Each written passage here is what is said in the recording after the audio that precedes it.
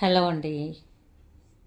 చాలామంది అనుకుంటున్నారు కాన్ఫిడెంట్ అంటే గట్టిగా మాట్లాడడం, ఎవరిని మాట్లాడనియ్యకుండా చేయడం, లేదా ప్రాబ్లమ్స్ అసలే లేకపోవడం, ఏడవకపోవడం, ఇలాంటివన్నీ అనుకుంటున్నారు.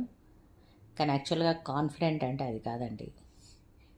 గట్టిగా మాట్లాడడం కాదు, సైలెన్స్లో కూడా మనకంటూ ఒక స్పేస్ ఉండడం, ఎదుటి వ్యక్తి మాట్లాడనీయకుండా చేయడం కాదు, మనం మాట్లాడుతుంటే అవతలి వ్యక్తి సైలెంట్ అయిపోయి వినగలగడం.